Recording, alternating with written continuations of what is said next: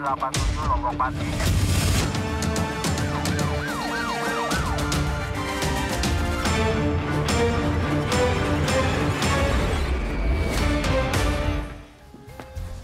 Halo sahabat RTV, berjumpa lagi dengan CSI, catatan seputar investigasi. Ya, begitu Putu, kita punya informasi apa saja hari ini?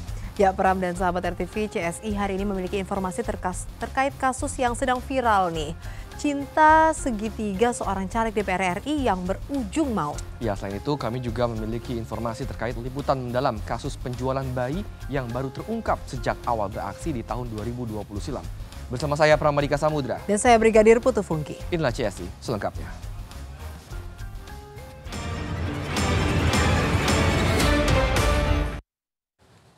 Sahabat, usai pulang memberi beras, seorang nenek 81 tahun di Jalan Meruya Ilir, Kembangan, Jakarta Barat menjadi korban tabrak lari. Polisi dan keluarga korban sempat kehilangan jejak pelaku yang berusaha melarikan diri dan tak bertanggung jawab.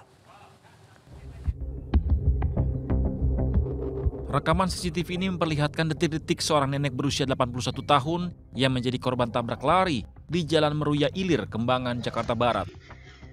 Korban awalnya hendak menyeberang jalan dengan sangat berhati-hati usai membeli beras di warung. Namun tiba-tiba datang pengendara sepeda motor berkecepatan tinggi seketika menabrak korban hingga tersungkur di aspal. Bahkan tubuh korban sempat terpental sejauh 5 meter. Warga sekitar kemudian membawa korban ke rumah sakit karena menderita luka di kepala dan tubuhnya. Awalnya dia mengakunya berboncengan, pas terlihat dari CCTV ternyata dia hanya sendiri. Jauh, Pak? Asli warga sini, rumahnya persis di seberang toko kami. Pelaku sempat mencoba mengelabui warga untuk lari dari tanggung jawab. Namun akhirnya polisi berhasil menangkap pelaku yang kini masih dalam pemeriksaan. Dari Jakarta, Reza Heri Pamungkas, RTV. Kita ke informasi lainnya sahabat, 3 bangunan rumah di permukiman padat penduduk di Jalan Serang Lorong 4 Kota Rantepao, Kabupaten Toraja Utara, Sulawesi Selatan hangus terbakar. Warga panik berhamburan keluar rumah sambil menyelamatkan harta benda sebelum api semakin menjalar akibat hembusan angin kencang. Api membumbung tinggi dengan asap hitam pekat di tengah kota Rantepao, Kabupaten Toraja Utara, Sulawesi Selatan. 3 bangunan rumah di permukiman padat penduduk ini hangus terbakar. Warga di sekitar lokasi rumah yang terbakar panik dan berusaha menyelamatkan diri serta harta benda mereka. Warga semakin panik saat api semakin menjalar karena tertiup angin, sementara mobil pemadam kebakaran belum tiba. Warga pun berusaha memadamkan api dengan peralatan seadanya. Manual. Iya, dengan alat seadanya. Seperti itu yang kita lihat, seperti ini ada air dari rumah kos-kosan, orang bilang buka saja. Setelah mobil damkar tiba, api pun padam dalam 1 jam penanganan. Meski tak ada korban jiwa, namun 3 unit rumah kontrakan telah habis terbakar. Diduga kebakaran terjadi akibat korsleting listrik dari rumah kontrakan tersebut. Dari Makassar, Sulawesi Selatan, Samsul Altimen, RTV. Kita ke kasus selanjutnya sahabat, polisi tetapkan 3 tersangka atas kasus pembunuhan Indriana Dewi Eka yang jenazahnya ditemukan membusuk di pinggir jurang Jalan Raya Banjar Cimaragas, Neglasari, Kota Banjar. 2 pelaku menyewa seorang pembunuh bayaran untuk menyamarkan motif pembunuhan, yaitu cemburu terhadap korban.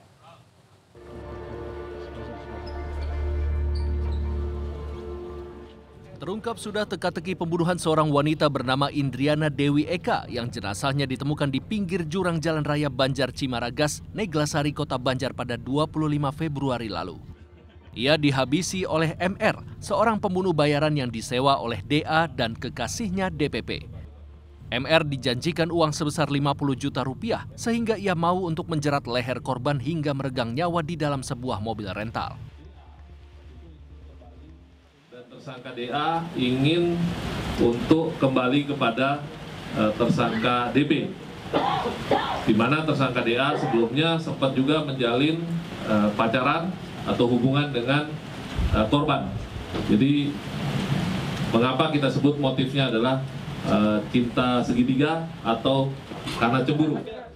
Ironisnya, DPP tercatat sebagai calon legislatif yang sempat mencalonkan diri pada pemilu kemarin. Korban masih berusia 24 tahun saat menjalin asmara dengan DA, salah satu tersangka.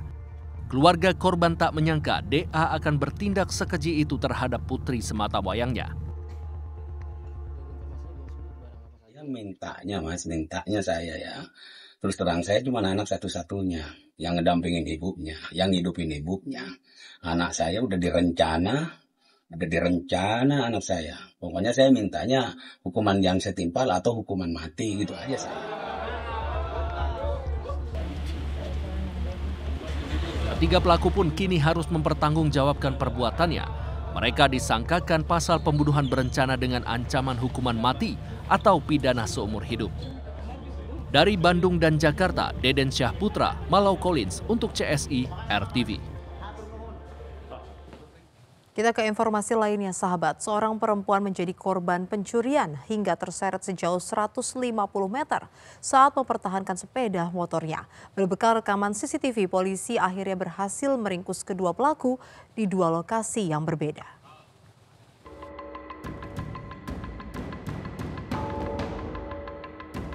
Rekaman CCTV memperlihatkan perempuan bernama Indah Agustiani terseret motor di Jalan Raya Underpass Cibitung, Kabupaten Bekasi, Jawa Barat. Korban berusaha mempertahankan sepeda motornya yang dicuri oleh kawanan maling. Akibatnya korban mengalami luka cukup serius di beberapa bagian tubuh setelah sempat terseret sejauh 150 meter dan langsung dilarikan ke Rumah Sakit Umum Daerah Kabupaten Bekasi oleh warga.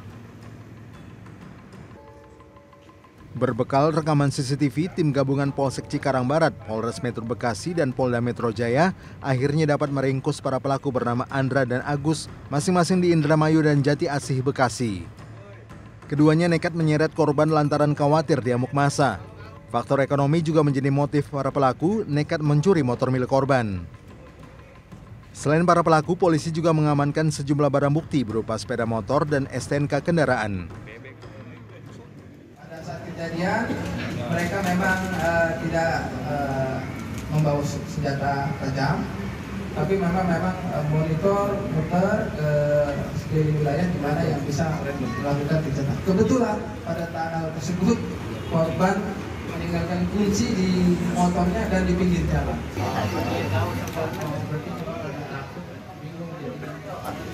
Udah sering tadinya niatnya mau ke bengkel, cuma nggak jadi karena ada kunci nempel. Untuk mempertanggungjawabkan perbuatannya, kedua pelaku terancam hukuman maksimal 7 tahun penjara. Dari Bekasi, Jawa Barat, Hashim Adnan untuk CSI RTV.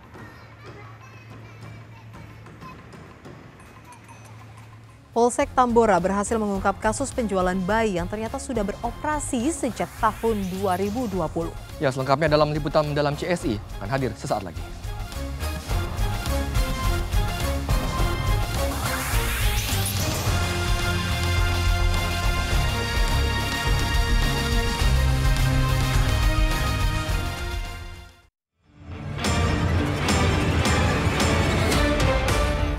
Terima kasih Anda masih menyaksikan catatan seputar investigasi. Sahabat RTV, Polsek Tambora menggerebek sebuah rumah di Bandung, Jawa Barat lantaran terdapat 5 anak bayi dan balita yang tak jelas asal-usulnya.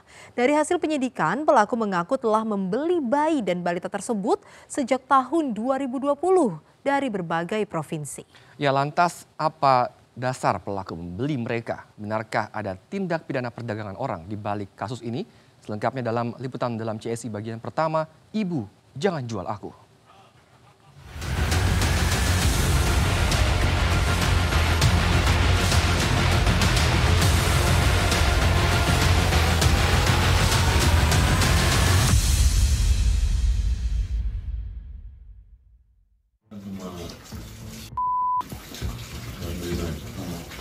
Itu anak bapak dari mana? Iya. Ya, lanjut pengen tahu. Sebuah rumah yang berlokasi di Jalan Ranca Cili, Rancasari, Kota Bandung awal Februari lalu disambangi oleh beberapa personil dari unit Reskrim Polsek Tambora, Jakarta Barat. Mereka saat itu menginterogasi seorang pria paruh baya. Saat masuk ke dalam rumah, polisi menemukan 4 bayi yang masih berusia beberapa bulan.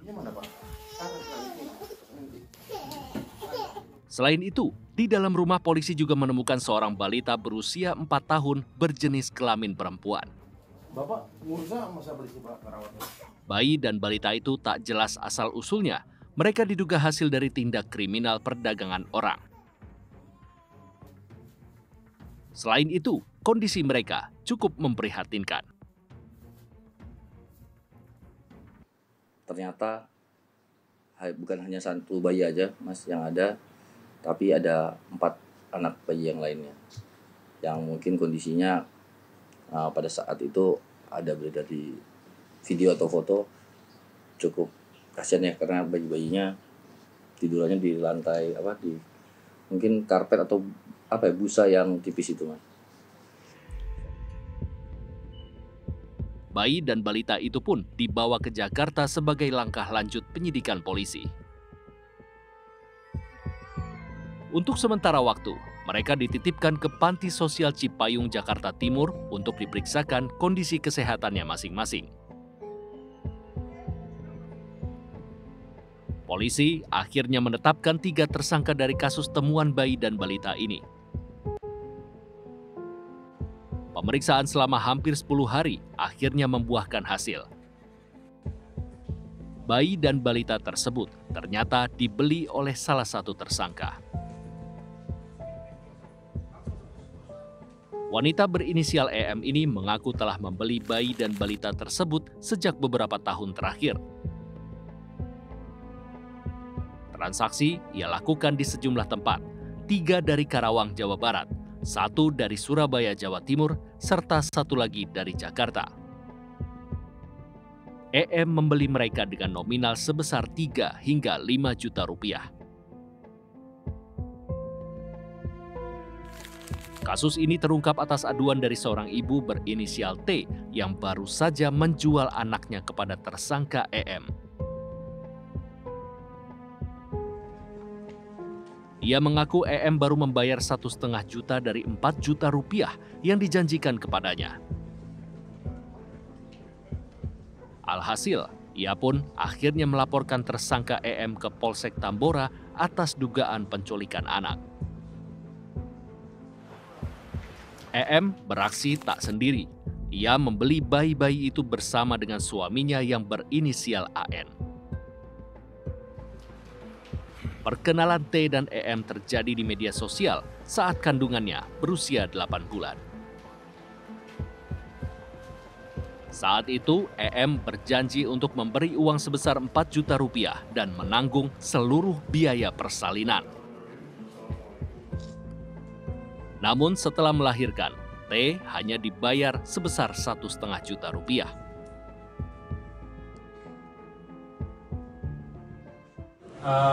Pada saat T melahirkan di salah satu rumah sakit di Jakarta Barat, EM menghubungi ataupun mendatangi saudari T di rumah sakit.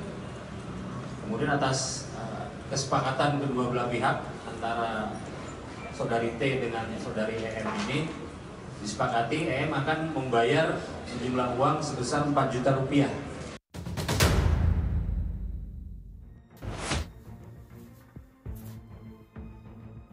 Dari hasil pemeriksaan, kedua pelaku mengaku apa yang mereka lakukan semata-mata hanya untuk membantu biaya persalinan dari sang ibu dengan syarat bayi dan balita tersebut beralih pengasuhannya.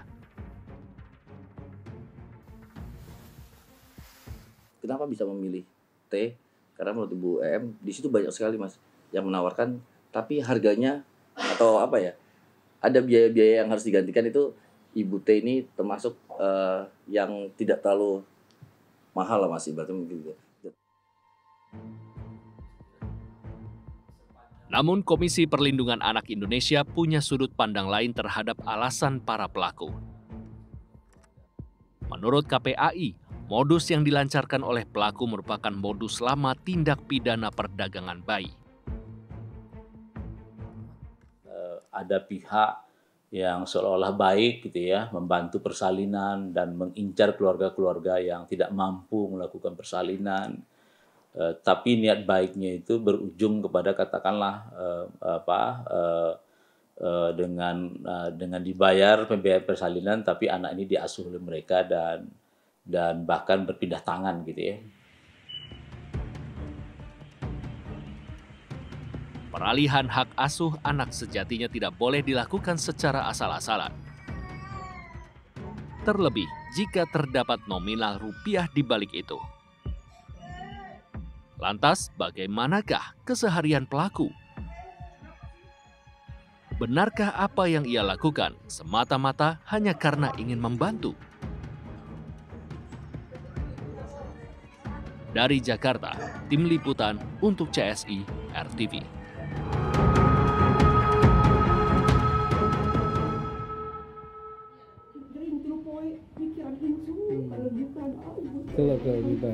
Berarti si Mama nggak tinggal di sini ya Bu sehari-hari ya? Tinggal di mana Bu? Sama siapa? Sama suami. Kapolda Jawa Timur pastikan ledakan yang terjadi di Makobrimob Surabaya adalah murni kecelakaan. CSI akan kembali sesaat lagi.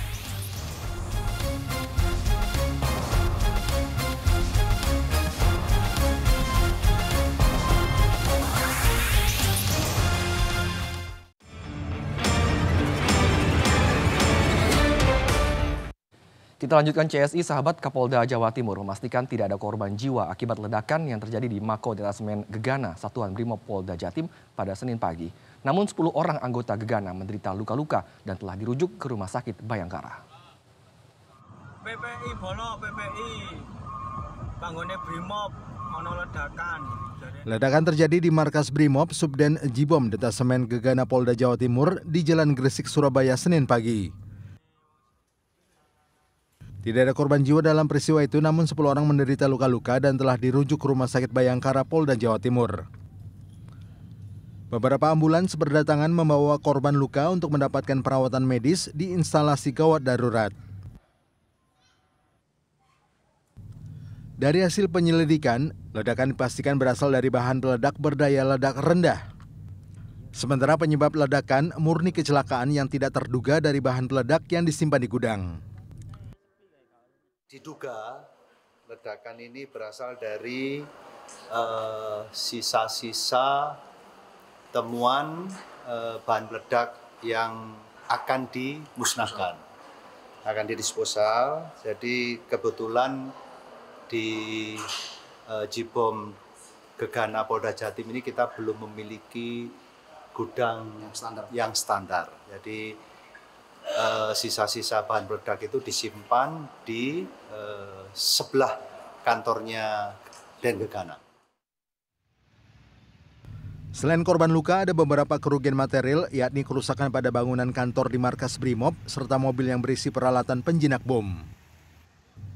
Dari Surabaya, Jawa Timur, Solihul Hadi untuk CSI RTV.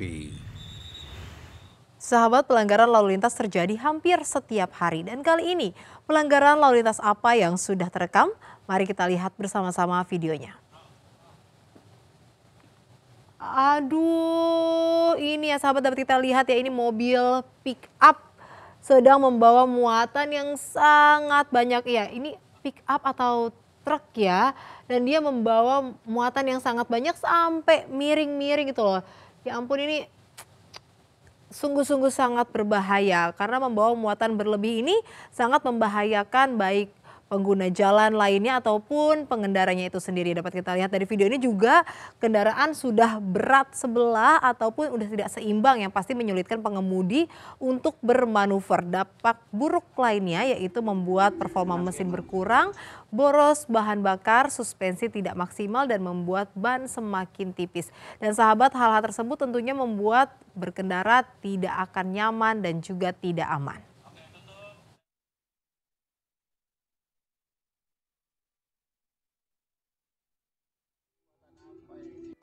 Yuk, scan ulang siaran digital kamu. Caranya mudah. Hidupkan set-top box dengan remote-nya. Lalu nyalakan televisi kamu. Setelah itu di menu pengaturan, pilih sistem penerimaan siaran.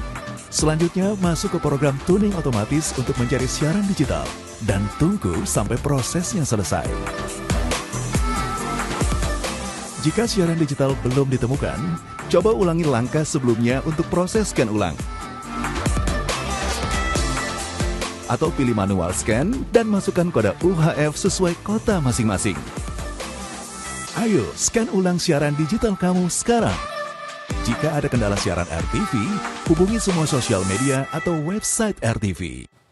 Ya sahabat, kita tiba di penghujung acara, tapi jangan lupa untuk tetap saksikan catatan seputar investigasi pukul 00 waktu Indonesia Barat. Akhir kata saya Pramadika Samudra. Dan saya Brigadir Putu Fungki. Hati-hati, kejahatan akan senantiasa meninggalkan jejak dan pasti akan terungkap.